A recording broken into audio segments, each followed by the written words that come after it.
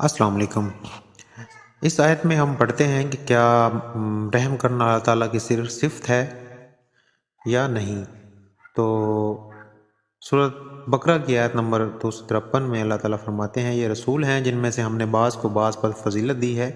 इनमें से बाज़ वो हैं जिनसे अल्लाह ताला ने बातचीत की है और बाज़ के दर्जे बुलंद किए हैं।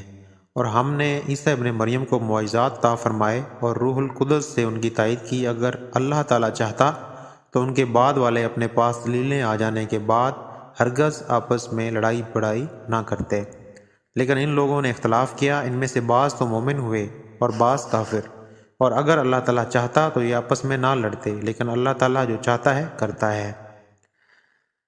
इसका मतलब ये है कि थोड़ी बहुत फजीलत को मुख्तलिफ़ अम्बिया कराम अलैहिस्सलाम को एक दूसरे पर दी गई है, लेकिन बाज़ अम्बिया कराम अलैहिस्सलाम को दूसरों पर बदरजहा ज़्यादा फजीलत हासिल है। और ये नबी करीम सल्लल्लाहु अलैहि वसल्लम की तरफ एक इशारा है।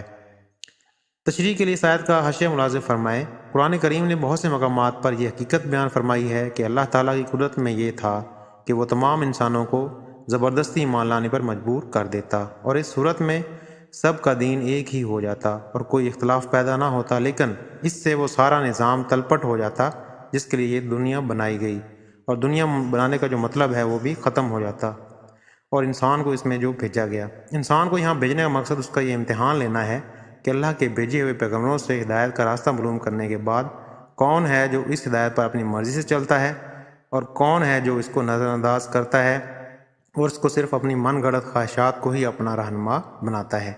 इसलिए अल्लाह ने ज़बरदस्ती लोगों को ईमान पर मजबूर नहीं किया। से अगली आयत नंबर 452 में ये बात कह दी गई है कि दीन में कोई ज़बरदस्ती नहीं है, हक़ के दलाइल वाज़े हैं। इसके बाद जो कोई हक़ को इख्तियार करेगा वो अपने ही फ़ायदे में है, और जो शख्स उसको नज़रअंदाज करेगा वो शैतान के सिखाए हुए रास्ते पर चलेगा, वो अपना ही नुकसान करेगा।